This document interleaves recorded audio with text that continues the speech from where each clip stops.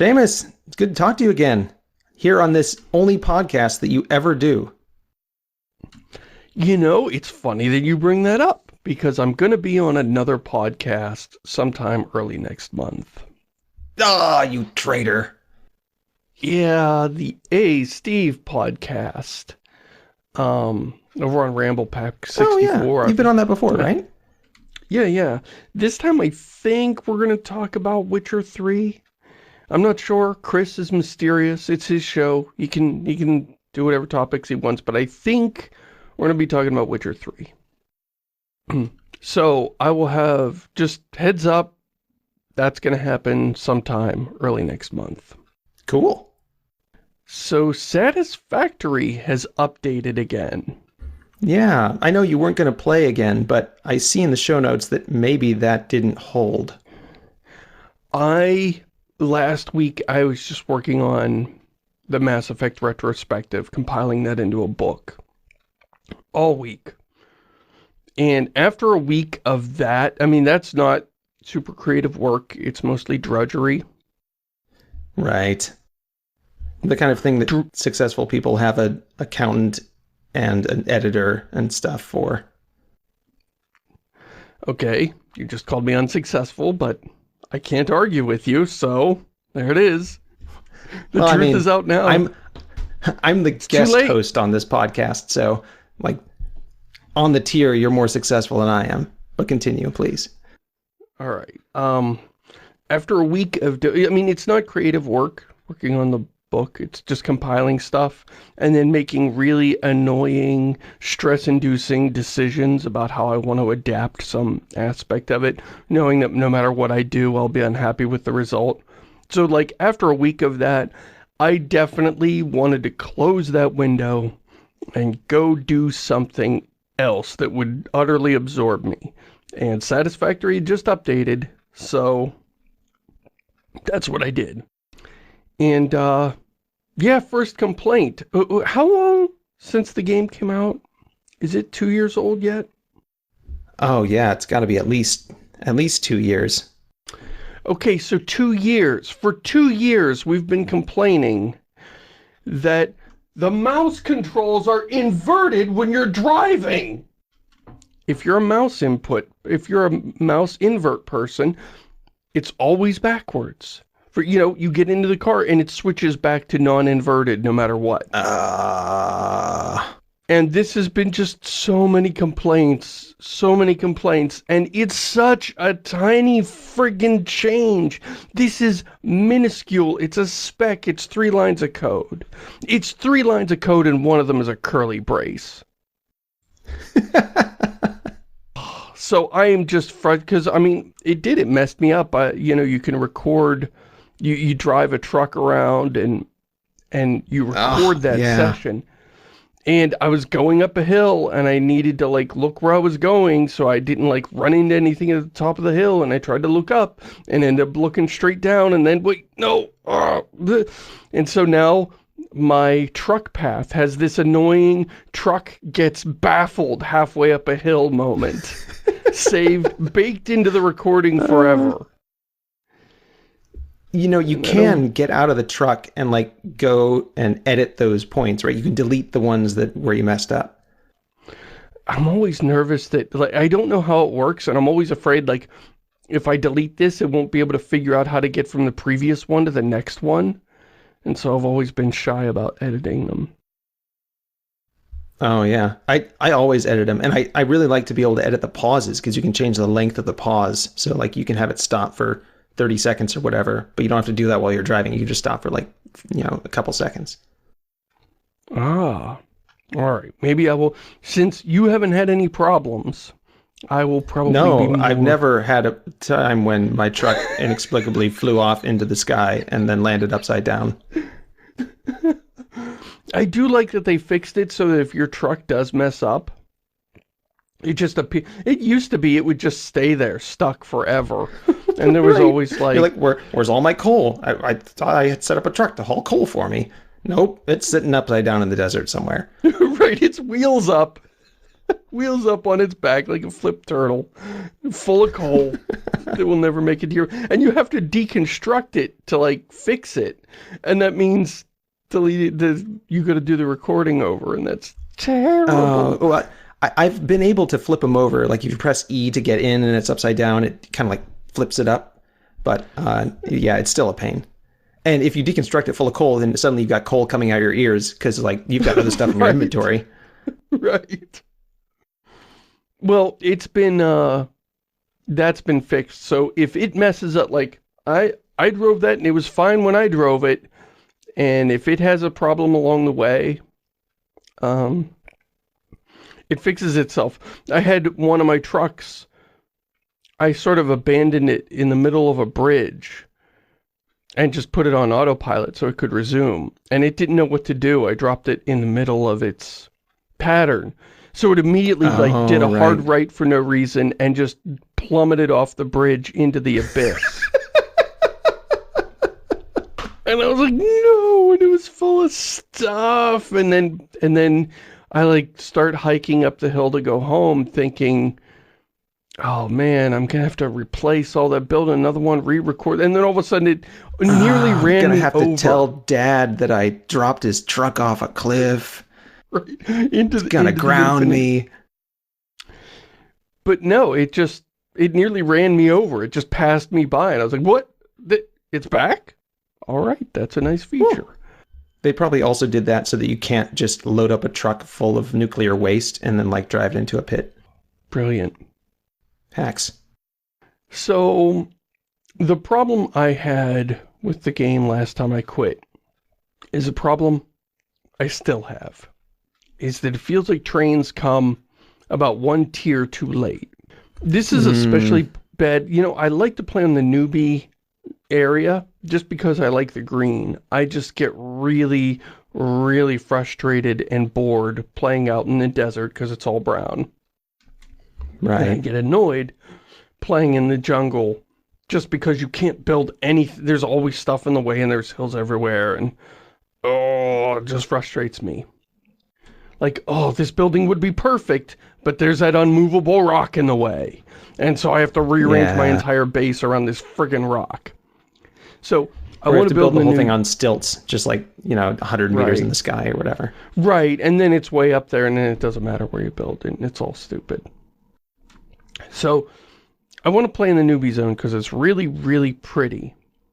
But the newbie zone, it's like, oh, this is the easy way to play. And it is up until you get to, you need oil. And then all oil is 2.5 kilometers away. And you don't have trains. Yeah, it's a long ways. Oh, it is about 2 hours of work to set up. Just load up your pockets, go out into the wilderness, and begin building conveyor belts. Fighting. The last time I did this, I had to fight 3 boss monsters along the way. And they respawn now. Used to be they wouldn't respawn, but nope, they respawn now. Oh, I had to fight the giant spider, and that one and it surprised me. It's one thing if you can get ready, but I was just, building conveyor and suddenly giant screen-filling spider, and that was not a good time. Oh, yeah. And some of them shoot like poison now. They've got a ranged attack. So 3 different boss monsters in like 2 hours of just build a conveyor belt. Oh wait, gotta back up. Need a power pole. Run the line. Get all the way, get all the way to the end and go, wait, I'm missing, I don't have power here. Oh, I ran out of stupid concrete. I gotta walk all the way back to it. Just, they did get that better. Now you can hold a stack of 500 concrete instead of whatever it was 200 before. Right. It is better. But, you run out. Actually, the thing I ran out of was iron panels. Just flat iron plates. Iron plates. Just the normal dumb ones that you've got a whole bunch of, but you don't ever have enough. Right, never enough. And so, just all that trick, 2 hours just to build a conveyor belt to get oil. And then once you get oil, that gives you the technologies you need to unlock a train. And a train is the right tool for that friggin' job I just did. It's like, okay, we want you to dig the foundation of a house with a spoon, and as a reward for doing that, we'll give you a bulldozer. And I just get so crazy angry at that. And this, I've never made it over that hump. I was just so infuriated with how much of a pain in the ass it is to get oil without a train, that I'd always just rage quit the game. Or, and not really rage quit, annoy quit. Huh. Wow. Yeah, I also think that it's kind of weird because you set up these truck lines or whatever because you don't have trains yet. And then you get trains and then it's like, oh, well, like the trucks are working fine. Are we going to tear them all out and replace them with trains? I guess so, but why? Right, I just built this thing with the wrong tool for the job, and now you've given me the right tool. So now I have all this shitty infrastructure that I've built that's dumb and wrong and inefficient. Should I just rip it all up, all those conveyors and trucks, and replace it with a decent train? Or do I just build, I don't know, it just never felt right. This time I just cheated my way past all the dumb crap, gave myself trains, and I was like, oh, this is so much better. And then it was actually, so you did start over. Fun. I did start over, but I cheated my way through that entire tier. I was considering starting over, and then I was like, well, I've already got this thing. Like, if I want to start over from scratch, I can always just go somewhere else on the map and bring all my stuff with me, and then, you know, I can start over and also have all my stuff too. Right. That's an interesting idea, is start over just somewhere else so that you have all the techs unlocked. But, you know, you've got a clean place to build. Yeah. Although, in the game that I'm playing, I'm just continuing from the last time I started, which was I started over when Update 3 came out. And so this time I didn't start over. I was like, I'll just keep going. But they added some resources, which means that there are new resource nodes, which means that they are in new locations where there weren't resource nodes before. So in one of my locations, I built this giant factory. I think we talked about it on a podcast a while ago. It just builds turbo motors. And so point number one, turbo motors now require different things. And so the whole factory is just defunct. I have to tear basically the whole thing out and start over again. And point number two, the factory is built right over the top of one of the resources that you need in order to do stuff in the higher tiers. It's right over one of those nitrogen vents. And I was like, oh, that would be perfect, except that my trains run right through there and I've got like my whole factory built on top of it, and that's not going to work. Have you tried the mass delete tool? I don't know when that got added, but that's really nice. Yeah, mass delete is very handy for tearing stuff out. I haven't used it a lot, but I have, when I need to tear things down. I was kind of hoping that there would be an easier way to get around the map. Like, you know, you can ride in trucks and ride in trains, and then they just added drones, and I was like, oh, this would be awesome. I'll like set up some drone things and I could just ride in the drones and go wherever I want, right? But no, you can't actually get into the drone. It's not like a plane, it's a drone, so there's no seat or whatever. So I was like, hey, I'll just jump on top and like ride on top of it. You can do that, right? You can ride the giant space whale thing and ride on trucks. What could possibly go wrong? Yeah. Unfortunately, the way that they've coded the drone's flight behavior is they have like instantaneous acceleration, and the way that translates to the physics is like it just flings you off of the map almost. Oops. Yeah. So, word of the wise, don't try to ride on the drones. All right. I had a fun bug. I was testing my new train for the first time, trying to get it to work. I couldn't figure out track switches. And I'm like sort of going around in circles and like, what's wrong here? What's wrong here? And I decided to jump out of my train in motion. And when I did, all of my controls were like, I couldn't delete, I couldn't build. I was still walking around fine, but I couldn't get out any tools or build anything or delete anything. I was trapped in this weird state, and I was like, this is so weird. And I'm standing there for like 5 seconds going, I wonder what's going on, and What's causing this? And all of a sudden my character dropped dead. Just like heart attack. And it was just instant ragdoll for no reason, just standing in a field somewhere. Went from full health to dead, and I was like, what? I don't even know what to think of that. That's amazing. Oh no. I was doing some stuff with nuclear, because I had a nuclear refinery set up before the update, but they removed one of the items from the game, so you can't use it anymore. But the items were still on the conveyor belt, so when I tore down the conveyor belts and then like deleted the items, there's the whatever uranium pellets. I deleted the items, but the radiation from the items didn't go away, so I was still at like super high radiation burning through my filters. There's no way to get rid of it, and so I just like hopped in the train, rode back to base, and when I got back to base, I took off my radiation suit and just radiated to death. Came back and everything was fine. Can you feed radioactive crap into the awesome sink? No. There's a number of things you can't feed in there. Explosives you can't feed in. There are a few things that just don't. They go on the conveyor belts, but they don't actually go into the awesome sink. One of the things you can't feed in there is the hub parts. You tried, huh? I tried. I actually got a weird bug. It might have been because I had cheated myself some items, and maybe that had something to do, or maybe it was totally unrelated, but I went and looked in one of my boxes full of crap, and there was hub parts, and I'm like, what? Did I delete the hub? No, it's still standing. All right. Weird. Hub parts in this box for no reason. Okay. And I walk away, and I come back later, and there's another box of hub parts in this box. So now it has 2 boxes of hub parts that I can't do anything with. I don't even think it'll let you delete them. You physically cannot get rid of these items. I mean, that's good. I mean, you would soft lock your game if you could delete the hub parts, and that would be just horrible. But yeah, you could probably soft lock yourself by like carrying a bunch of radioactive waste over to your hub and like dropping it all over the place and then dying so that you don't have your suit. Right, and then you respawn in the midst of all the radiation. Yeah.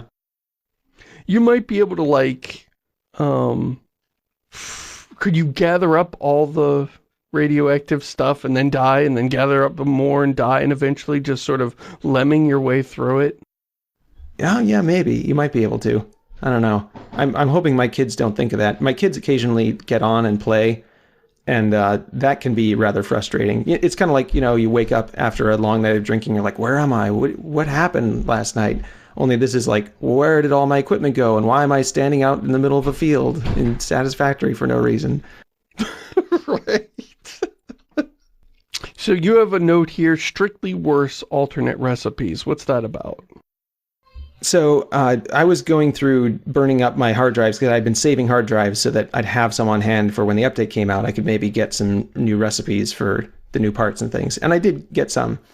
But one of them that I had the option to unlock was for the portable miner. Now, the portable miner is not a very commonly built part. Like you build it when you want to build a miner. And that's about it. So you don't need a lot of them. I mean, really, you build them mostly at the beginning of the game, and then once in a blue moon, during the regular course of the game. Yeah, update, yeah. When you upgrade them. You might build 20 total miners over the course of an entire, 40-hour game. So yeah, very rare. Right. So this was a recipe, it's an alternate recipe for portable miners. I was like, oh, interesting. But the catch is that, so you can only build them in the equipment workshop. You can't automate construction of these, which is fine because, again, you don't need very many. But this one allows you to build portable miners automatically. Okay. Maybe to feed them into the awesome sink just to be weird? Yeah, maybe. I don't know. Let's see. Do they have an awesome sink value? I don't know. But so they do. Yeah, they have a sink value of 60. So no, probably not. But you can build them now. So it used to be you'd need 2 iron plates and 4 iron rods to just build them manually. But if you want to, you can use 2 iron plates, 4 iron rods, and 1 motor, and 4 steel pipes, and an entire manufacturer building to build them automatically. That's the stupidest thing I've ever heard. That's massively more expensive. Yeah, motors aren't cheap. Motors are insanely expensive, man. I mean, that's one of those items, that's like the last thing I'll throw away in the mid-game. Like, oh, my pockets are full. You know, I'll throw away almost anything before a friggin' motor. Yeah. So you can just burn these things, and then you'll have tons of portable miners, so you can upgrade all your miners, I guess. I don't know. I never found it That's weird. enough hassle. So that was this strictly worse mining tool. Oh, and they take longer to build. So you could just stand at your workshop and build them faster than an entire manufacturer. Wow, that's terrible. I've noticed a lot of the recipes aren't that bad, but are sort of like, oh, I can, you know, this common part that I've fully automated now, I could have done a different way now. Like, boy, this will come in handy if I ever decide to totally rebuild the very core of my factory to make iron plates differently. Like, when will I ever use this recipe? This is silly. I guess if you were building a bunch of small independent outposts or something, I found it really useful, especially the alternate stators, because you can use the same materials as the rotors. You can use pipes and wire, I think. And so then you can have a whole thing. Oh, and then I got some alternates that allow you to produce wire from Caterium. And so then I could just ship in, like, you know, iron, coal, and Caterium, and then build motors straight out of that, you know, with those 3 lines. So there are some nice things if you're building a new production line or you're trying to ramp up production on something and be like, okay, what angle do I want so I can simplify my supply network? Right. For me, like, an alternate recipe for iron plates is like getting halfway through Doom and you get an upgrade for the pistol. It's like, when would I ever use the pistol at this point? When would this be useful to me? Yeah. I like having the options, but I do agree that it's so much work to change over production that they're really only useful for when you're building new stuff, or for the really high tier stuff that you only have 1 or 2 manufacturers for it anyway. And so it's not really a hassle. Right. You've just got 1 or 2 places where you build it, and it's just a small rearrangement for, you know, better productivity. But those are rare. Most of them is like, oh, that's cute. If I had that 2 hours ago, that would have really helped me. And then you go back to what you were doing, because it doesn't matter. I think the idea is that they want you to unlock a tier of stuff and then go out in the field and find some more hard drives and then unlock all the alternates and then start building production. So there's kind of like this cycle of exploration and then construction and then research and then exploration, you know. But yeah, I don't do that either. Right. I wait as long as possible before I move out. I don't like to leave my base until I get the improved, like, Xeno Basher or whatever. Oh yeah, like, the big electric sword. Yeah.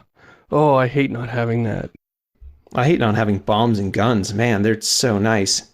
All right, let's do some mailbags. Yeah, speaking of not wasting time.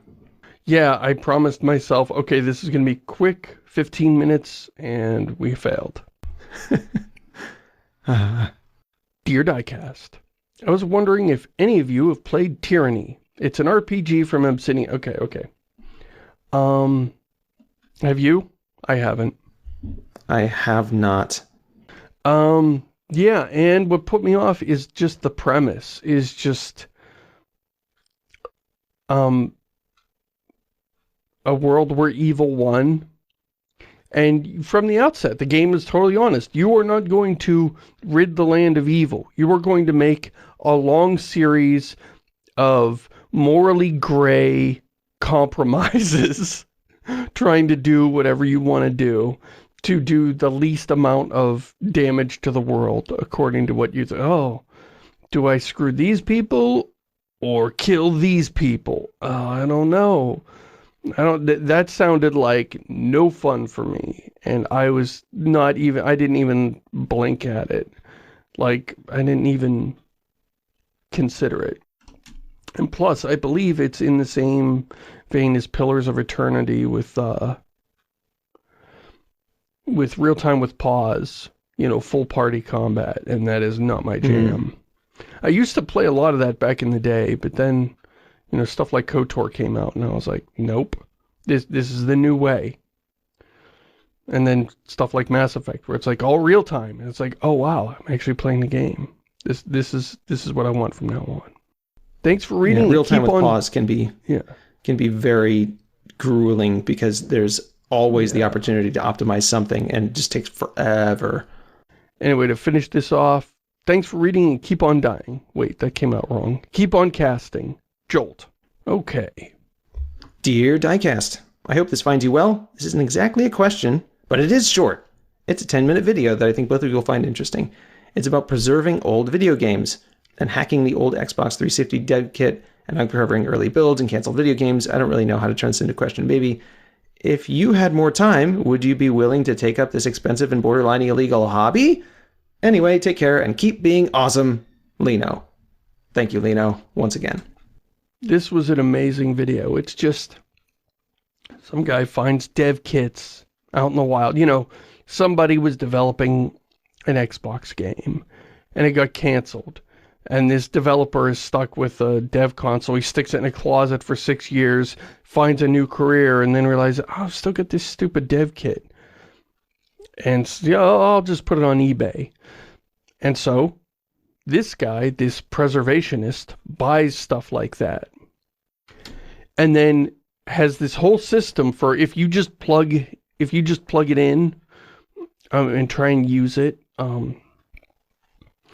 you can lose some of the information on it for various complicated. So there's this whole process of removing the hard drive and putting it into connecting it to a PC to not disturb the data at all. Sure. Simulate an environment or whatever. Right. And then pull all the data off. And doing this individual has found a number of canceled games that the world never would have seen. And you think, a bunch of people spent 6 to 9 months of their life, dozens of people spent 6 to 9 months of their lives making this, and it vanished into a black hole. And now we get to see it. And it's amazing, and I get anxious every time I think about video game preservation. There's just so much. And almost every decision being made at the AAA level is making it harder to preserve stuff. I wrote an article about this on this Escapist. It is one of the most annoying articles on the Escapist. I'm like, hey, this industry is changing. In 10 years, you're not going to be able to play these games. And the answer from everybody was like, well, my PS2 works just fine. And it's like, yeah, that's what I'm saying. You're not going to be able to do that with this next generation. Right. These games will not be preserved, or they are tied to their original hardware. And there's just so much. Sure, the big titles are getting remakes and stuff.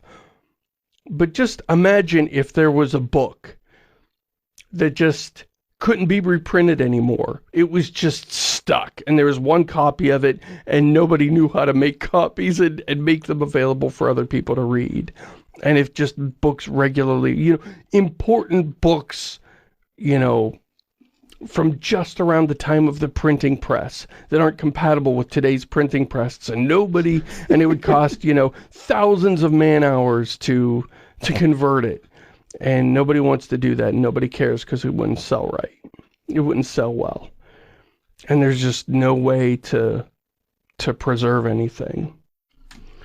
So I get stressed out when I think of video game preservation, because I know every day stuff is vanishing forever. Yeah. It's one of those problems with, it happens in a lot of fields too. It happens in engineering where there's old plans of things that aren't digitized and they slowly degrade, and then you can't digitize them anymore because they're degraded too much, and then nobody knows what someone built, and you gotta like do all this work to dig it up or whatever, you know, figure out like where is this line, where is this electrical cable, like, and eventually you just bulldoze the building because it's too much hassle to figure out what actually is going on in there. Yeah. I'm actually very worried about, like, the last decade, or not the previous, the one before that. Like, somewhere between 2005 and 2015 was just this horrible hack job of, like, a lot of the game, what makes the game work is not in the game, it's in the driver. So they put out a game, and then NVIDIA comes along and like, oh, okay, we'll patch around this problem with the driver that does what it's really supposed to do to make the game render properly. So somebody just, oh, well, we just have to emulate, you know, this old graphic, you know, in 2050, we'll be like, you know, with our super duper graphics cards, we'll be trying to emulate the stuff from this era. But it won't work because you can't use a fixed spec. You'll be trying to hit this horrible moving target that's different from for every game. It'll work about as well as I think Linux games do now on Proton. It's like real spotty. Some of them work, some of them never will. Sometimes nobody knows why they don't work. And we've sort of created a layer like that for us here. You know, even if you... Oh, it's just so bad. It's so bad. Yeah, proprietary, weird, janky hacks. I don't know. It would be nice if NVIDIA would just open source their drivers that are more than 10 years old. That would be a tiny, just basically civilized step that they could take. Just basic decency. Yeah, and there would be so many things that you would be able to fix. I mean, I guess they probably don't want to, like, admit to all the craziness that they've been doing, but right, it'd be so nice. This started out with their benchmarking, dick measuring contest with AMD. You know, okay, Quake 3 is the new standard. Everybody does, you know, the test in this game to rate how strong a graphics card is. But the graphics card manufacturers know this. And so they would look at that game and write optimized drivers just for running that demo that would give you extra frame rate. And, you know, oh, that's just so terrible. So if anyone's listening that doesn't know what this is like and is just aching for a terrible car analogy, remember the Volkswagen scandal where they designed their cars so that they would perform differently and more efficiently when they were on the emissions test stand? And then when they weren't on the test stand, they would just like do other stuff. Right. This is like that, only they always perform poorly like they're on the test stand. Yeah. It's terrible. Hello, Seamus and Paul. I've noticed that people often seem to enjoy movement mechanics in games a lot, but I have myself never thought about it much. I bring up EYE Divine Cybermancy, but I'm going to skip over that. I've never played that game. I was wondering what you two thought about movement mechanics in games as far as you have encountered them, especially in regards to the way that they are implemented and why. Greetings, Wave of Kittens. So, do you give a lot of thought to movement mechanics? I am not much of a platformer. I tend to focus my attention more on systems and things. And I guess movement is most important in platforming and multiplayer. Yeah, first-person games, I mean, you know, the super double jump, you know, slide mechanics count as movement mechanics. Oh no, there's a pipe in the way, but I'll just hit the slide maneuver and glide under it and keep running without breaking momentum. I really liked the Assassin's Creed climbing stuff in Assassin's Creed 2, was it? Yeah. Environment traversal. That's really cool stuff. I think that's pretty much the gold standard for, you know, having a human that can just arbitrarily climb over crap without the player needing to manage individual handholds, like, and go crazy. Or Breath of the Wild. Breath of the Wild has a huge amount of freedom, and you can glide, you can climb, you can run, you can ride a horse. I guess the Metroidvania genre has a lot of movement things, gates, movement mechanic gates, or like skill tests or things, but I've never really gotten into them, so I can't really speak much on that. Satisfactory has the Blade Runners, which lets you run super fast and jump higher. But it's mutually exclusive with the jetpack, which is just more necessary. If I'm not wearing the jetpack, the odds of me jumping off a high building and then realizing halfway down that I'm not wearing the jetpack is pretty high. Yeah. So, like, boy, the Blade Runners feel so good to just glide around your base like you're on hover skates. That's what it feels like, hover skates. But, sometimes you need that jetpack because you're up here and you need to get down there in a hurry and you don't want to, like, build a friggin' staircase. I always use the jetpack, except when I'm out of my base and just, like, traversing cross-country. Then I'll switch to the Blade Runners. But now, with the hover pack, I don't even have anything else in my inventory. I just use the hover pack 100%. I did not even know that. I haven't gotten to that yet, so I haven't tried it yet. But yeah, I hate having to make a choice between the jetpack and the Blade Runners. Is the hover pack both? I don't know for sure. I haven't tested it, but I think it is fast. So I feel like it's on par with the Blade Runners, and also you can arbitrarily fly around and hover in place. So it's just like flight mode. Wow. It's fantastic. Okay, that's cool. The only catch is that it doesn't work away from power poles or buildings, so it only works in your base, basically. Oh, and you're just, like, walking. As soon as you get away from power poles, you're just walking. Right. Although I did do some exploration with it, where you just build power poles wherever you want to go, and, like, that's not hard. You just drop down the power poles. Well, that's cool. Yeah, I really enjoy movement mechanics, especially. I don't like platforming in 2D, but I love games where you can do lots of jumping and running off of walls. It doesn't even have to be, like, sanctioned by the game itself, like in Morrowind. There was a lot of shenanigans you could get up to with the janky physics engine, where you could just, once you get your acrobatics skill really high, you can leap large distances, run very fast, and you'd kind of, like, stick to walls, and, you could, like, glide off of them. Not because anybody made that a feature, just, the physics engine and the collision detection weren't any more polished than the rest of it. So there was a bunch of weird stuff you could do, and I really enjoyed that. Yeah, and when it's sanctioned too, it's fun, like the Warframe or Anthem, where you're doing wall running or rocket packing and stuff. It's fun stuff. Warframe is great. Warframe movement mechanics are... I spend a lot of the time with that game just trying to get good at that. Just keep moving, keep gliding. Oh man, I landed and came to a full stop. Dang it. Next time I run through one of these bases, I'm going to try to do it without, I forget how it worked, touching the ground or breaking stride or whatever. Yeah. It's got that Tony Hawk kind of feel where you try to get a combo going. Right. Dear Diecast, this question was inspired by a Twitter spat, oh no, between Joseph Anderson and Jason Schreier.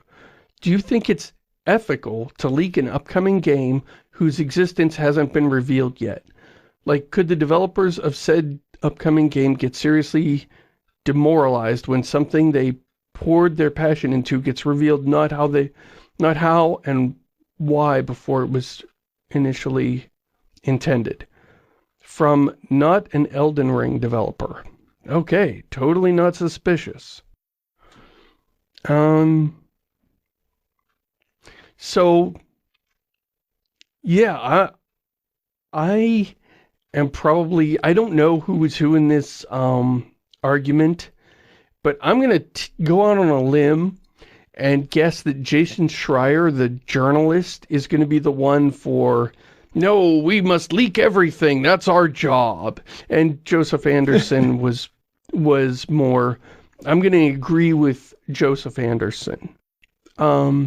You can do that as a journalist, but if you don't have a good, like, if you want to talk about this game because something unethical or bad for the industry is happening, hey, there's terrible crunch, people aren't getting paid, this game is being, you know, they're putting loot boxes in a children's game, something like that, something of genuine public interest, then, yeah, go ahead and talk about it. But just, hey, we got some secret dirt and we're gonna dish it, you can do that, but that's no different than the assholes who hide in the bushes outside Britney Spears' house. Britney Spears getting a little chubby, look at our pictures, and that stuff is bullshit and I hate it. I just hate it. I mean, it really drives me crazy. Like, you're not obligated to reveal people's secrets just because they're secrets. Have some respect for human beings. Yeah, it crosses the border into gossip at some point where... Yeah. Is this something positive about the game? Is it actually true? Like, do you know for sure it's true, or you just hear someone say something about someone who said something at some point? And is it helpful? Like, is this going to be helpful to somebody to know this, or are you just saying it to get attention? Right. And, oh, it's we have to bring the news to the people. And it's like, dude, just be honest about what you're doing. You're getting clicks. Now, that pays the bills. I understand you got to do that sometimes. But don't dress this up like you're being some fucking hero. Because, you know, you found out about a game before the marketing push began. That just sucks. I mean, and I know it does cause headaches within a team. All of a sudden you're getting inundated with questions. Suddenly everybody's interested. And suddenly you've got all this external pressure and you were working away in silence. And now everybody, you know, from above and from below, you've got pressure coming at you both directions.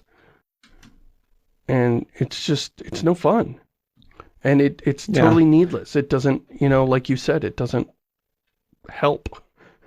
This is not this is not useful. There's nothing we in the public can or need to do. Yeah, I mean, it does also suck to have the opposite problem where you work on something and you really wish someone would notice and no one does. So, like, you can fail on the other end, I guess. Right.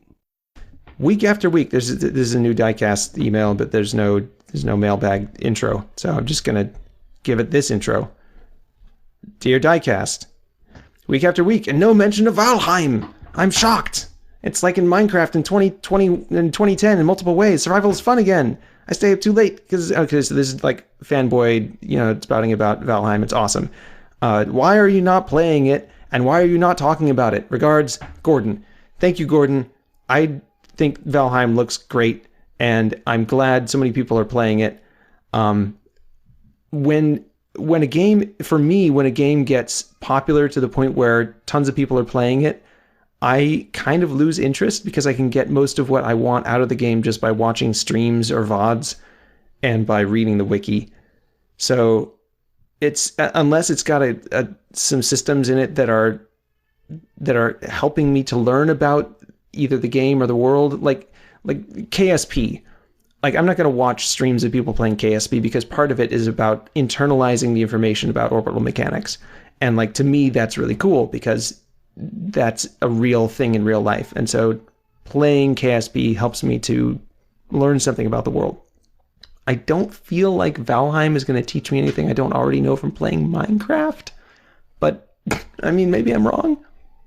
For me, it was a matter of just filtering. I saw multiplayer survival crafting, and I was like, oh, another Rust clone. Okay, I don't need that. And looked past it. What I didn't notice is that it's not PvP. You don't murder other players. It's co-op. Mm. And the other thing I noticed is it's like bragging, and it's, you know, oh, and it features super punishing combat. And I'm like, oh no. No, I don't. Punishing as a... When you list punishing as not just a feature but a selling point, that's generally a warning label that this game's going to make me too angry and I'm not going to have fun at it. And it's not going to be a way to get rid of stress, it's going to be a way to create stress. And that's the last thing I need in my life. So, now that I know it's co-op, that helps, but it's like, I usually play Minecraft by myself. Right. And this is a game made to play with friends, with punishing combat, and it might be good, but it's definitely not at the top of, oh, I better take a chance on this. This is a great place to put my money. I should probably watch some streams of it or something to get a feel for it.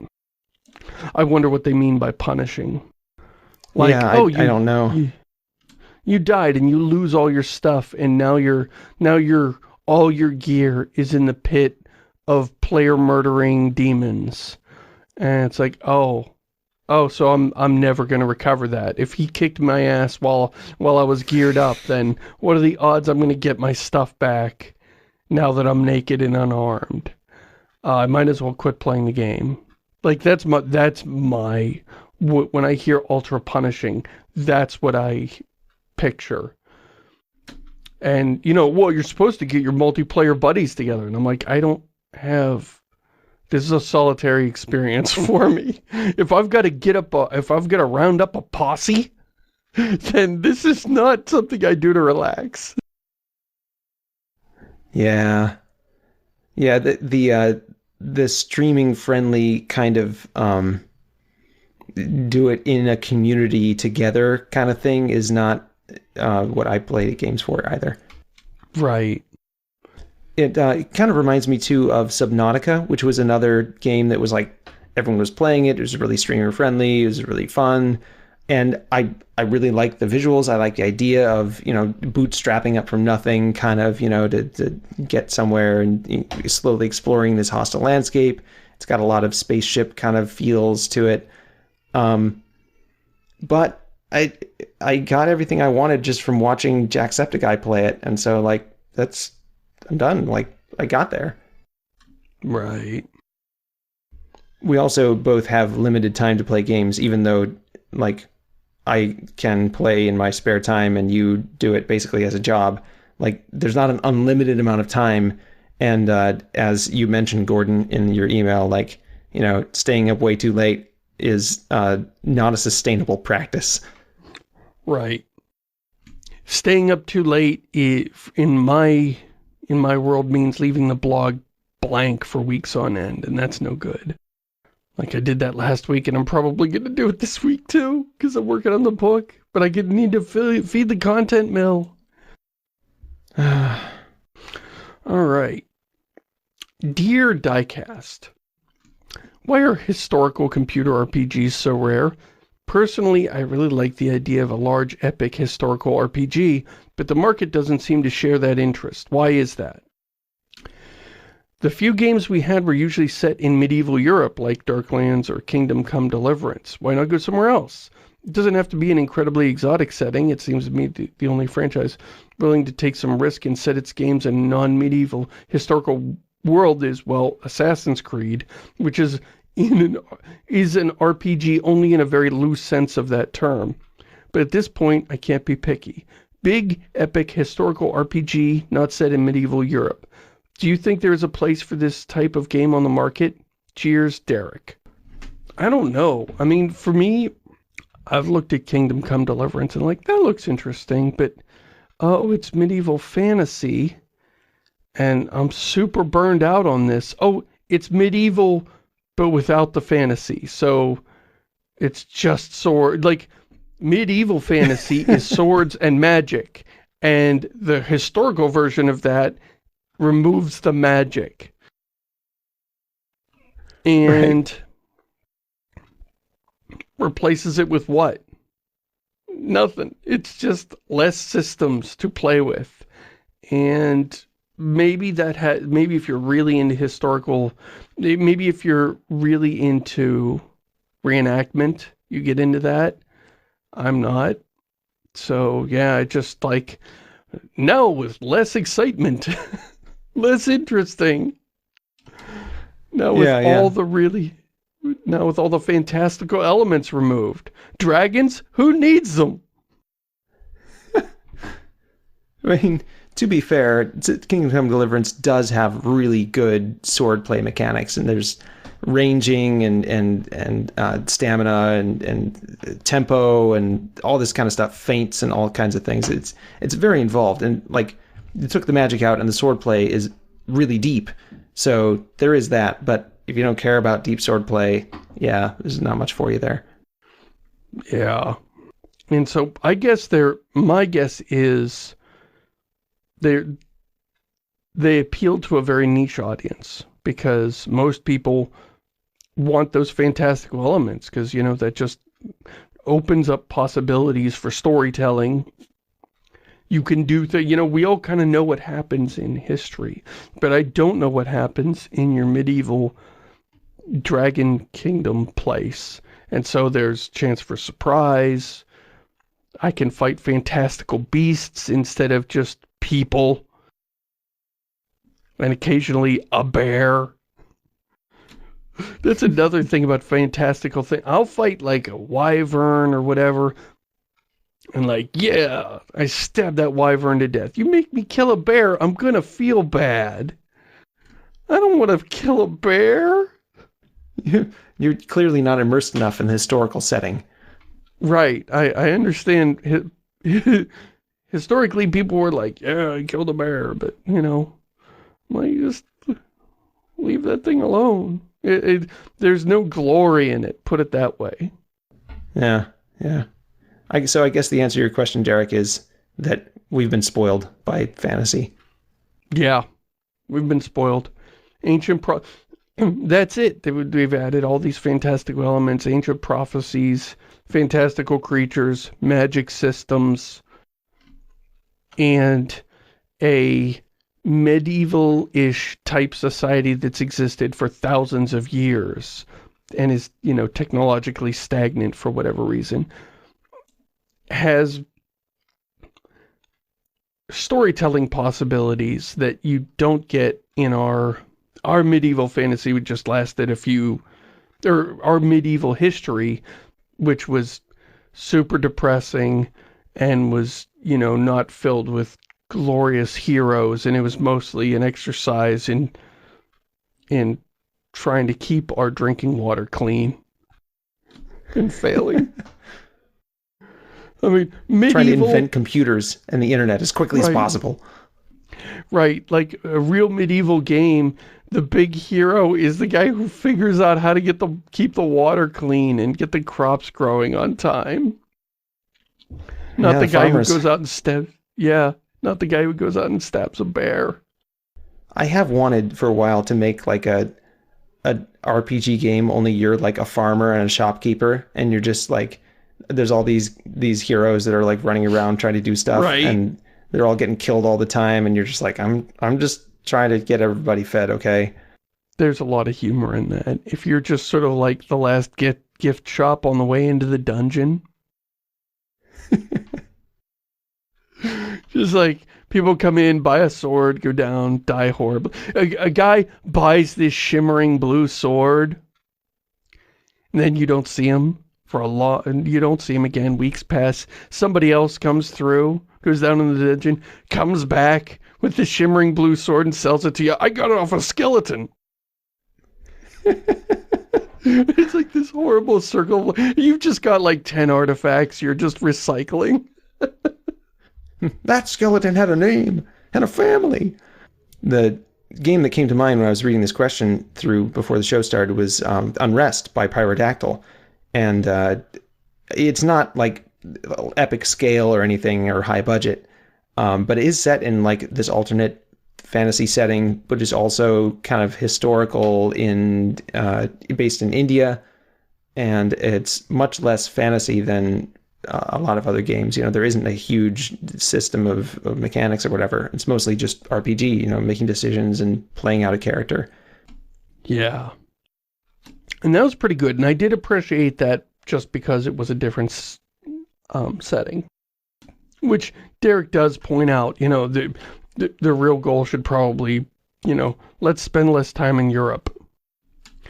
Would people say that Sekiro counts? No, it's got fantastical elements in it.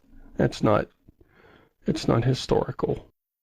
I think the same principle applies, though, to a lot of different genres. It's not just RPGs. Like war games, there are some historical war games, but it seems like the big popular ones are all, StarCraft or whatever. They're all fantastical or Warcraft 3, right? This alternate fantasy setting with magic or some sort of future setting with spaceships or something. Right. I guess it also probably is an easier sell to build a system that allows you to experiment with outcomes when the outcomes aren't tied to things that people really know. Like people really live in Poland and in Slovenia, and like you're going to tell them, oh, well, if only you guys had fought a little harder, then, the world would have turned out differently in your favor. It's like, well, I don't know. It's kind of hard to, it seems like it's hard to sell to people. Or you could just have it be historically accurate, which is, a lot of one-sided battles and not a battle where everybody fights to the death. It's like one well-equipped army against a bunch of farmer conscripts. And the farmers get horribly butchered, and then about half of them run away, and then the army just marches through and just does horrible things to the countryside, and it's just... yeah, historical settings suck, because history sucks. It's not a happy time. I'm not going to comment too deeply on that, but yes, it does become problematic when you're dealing with real historical settings, like how far do you go and how accurate you are and how much do you allow people to change things and how much is historical accuracy requiring you to not allow them to change things, and what does that say about your ideas about the world, and what does that say about the player's agency in the world? And I don't know, it gets complicated really quickly. This battle was, every battle in history was razor edge, could have gone either way if only the deciding question had an avatar, had the player character on their side to tip the balance. Right.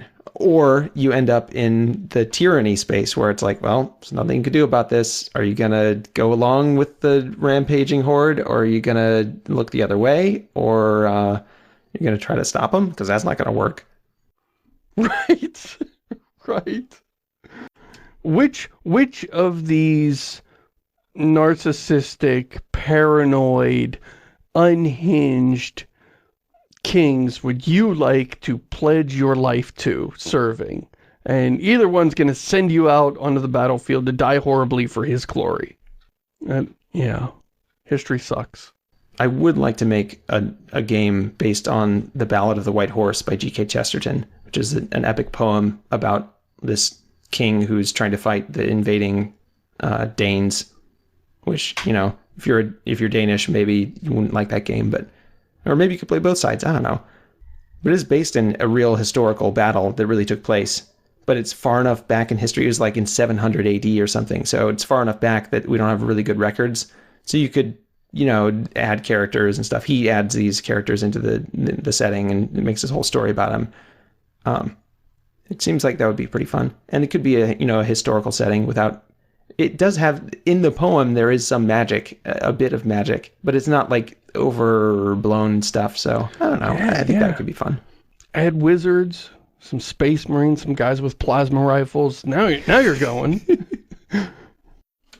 Historically orbital mechanics. Right? You're there, you're Caesar, and you've got to construct additional pylons so you can hold off the barbarian hordes. Right. You're like, oh, why can't I invent trains yet? Well, Paul, I feel like we've done a show. We've done it again. Thanks to everybody who sent in questions. If you've got a question for Paul and I, the email is diecast@ShamusYoung.com. Thanks for listening, everybody. Say goodbye, Paul. Have a good weekend, everyone. No, wait, this comes out on Monday.